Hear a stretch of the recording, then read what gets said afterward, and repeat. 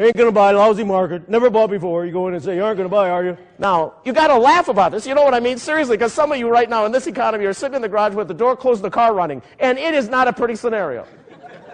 Is that all right? So open the darn door, vent the windows, and turn the car off for a minute and recollect yourself and figure out where you're going to go in this economy. Because truly, as you come out of this economy, certainly you will position yourself for the rest of your life. So what are you doing in the market? How are you using your technologies and systems to ensure the fact that number one feels like number one and you continue to focus on the thing that they want to pay for, not the thing they're paying for? Those are the kinds of things we need to talk about today. Is that fair? That's huge. The reason this is important is most of our companies today are too busy trying to be rivers than wells. Are you with me on that? They're too busy trying to flow out to places that are so shallow that they're not going to make any money anyway, while they could be boring deeper like a well into the accounts they've got that make a difference by bringing products that they haven't brought there before and finding out how they can convergently supply people with stuff. I rushed to the door. I felt bad. I opened the door, and standing in front of me is a guy 6'4", high water pants, hairy tie, white socks, and a zit in the middle of his forehead. Couldn't have been a day over 24 years old. Now, I've been around a long time, do you understand? And the first impressions are tough on me. That means I'm going to decide whether you know something, whether you got authority. In the first 4 or 5 minutes, I'm going to be with you, which gives me the interest of spending more time with you. And all I could do is look at the zit. And it was like Mount Vesuvius. As a matter of fact, I almost lunged forward to help him with it, and then realized where the projectile was going to go. Am I visual enough for some of you? But I felt bad, and his name was Tony, and I said, Tony, come on in, sit down. I feel terrible about that. I know you heard what I said. He said, oh, Mr. Wininger, it's all right. I'm just happy to spend a few minutes with you because my manager told me about you. You're one of the top people in the field. You've run a business that's been successful, and I probably don't know anything that'll help you out. I said, oh, Tony, I love you, thanks. And I'm almost hugging this guy already. I said, what questions do you have? He said, could I ask you a personal question? I said, absolutely. He said, what's the one thing you learned in selling that changed your life? Well, that took about 45 minutes. But I love Tony because Tony opened his pad and he started taking notes. And I'd say something, he'd go, wow, that's good. And he'd write it down. And then I'd say something else. He said, wow, that's amazing. And he'd write it down. And he said, and I said, you got any more questions for me? And he said, can I ask you one more? And he kept asking one more. And it's now 6:30. And we started at 4 o'clock. And then my personal line rang, and it was Lynn. I've been married to her for 27 years. She said, where are you at? I said, I'm with somebody who loves me.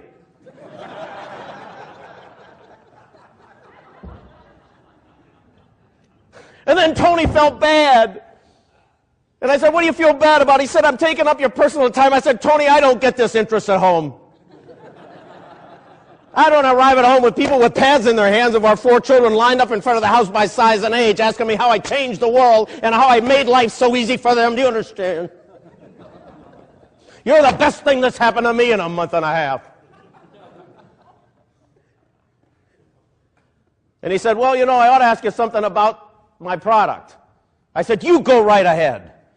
He said, when you buy office paper, where do you buy it? I said, well, you know, Tony, I don't do that here. Elizabeth does that. But I think we buy it at Office Max. He said, seriously?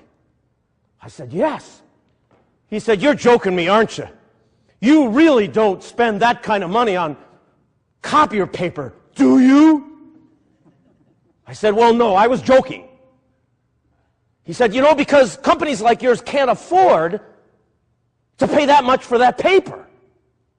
I said, I thought we got a deal over there. I thought we were saving money by going to Office Max. He said, oh, no, you're spending more on that. I said, seriously? He said, yes, you have hard cost and soft cost in that acquisition. I said, tell me more about that. He said, how do you get that paper from Office Max? I said, well, Elizabeth goes and gets it. Oh, he said, seriously? He said, I'll bet you pay her a lot of money. I said, well, I pay her a sizable amount. He said, you can't afford to have her go to get that paper. Because you have to add the time that she spends into the cost of the paper. And then when does she have to go, he said. I said, well, when we run out. He said, you run out? I said, yes, we do. And he said, you can't afford that cost either. I said, what cost is that? He says, delay of customer satisfaction because you can't get done what you've committed to do in your business, and you're in a premium business serving premium clients. He said, where are your office supplies? I said, back there. This is no joke. The kid got up and headed down the hallway. Didn't even say, can I go there? We're headed down the hallway, and I'm following him. It's the craziest thing, and he's leading me. And I'm macho, guy in business. I'm going to watch what he does. He's got my attention, and he's opening doors to see. I said, it's right ahead of you. He went in there, and he went, ooh. How long have you been in here?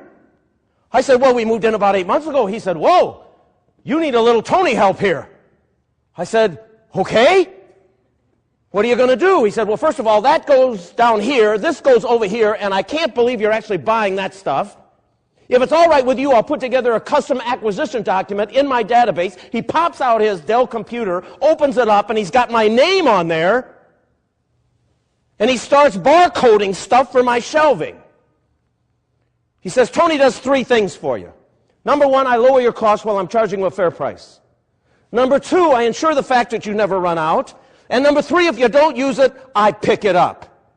I am seamless supply. I said, how much does that cost me? He said, it'll save you about 10% of what you're currently spending, because I deal in the reduction of cost, not the reduction of price. And for 5 years, he supplied everything we needed, taught my people how to use office supplies, taught us how to run the place in the back office, because Tony's sharp. Because Tony learned something. It's not what you sell, it's what the customer buys.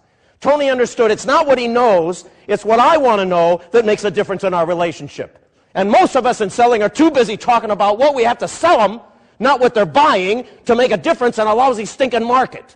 You smell like, look like, act like, and speak like every other sales rep in the marketplace, and we can't figure out why in a market like this we're not getting any attention. Do you understand me?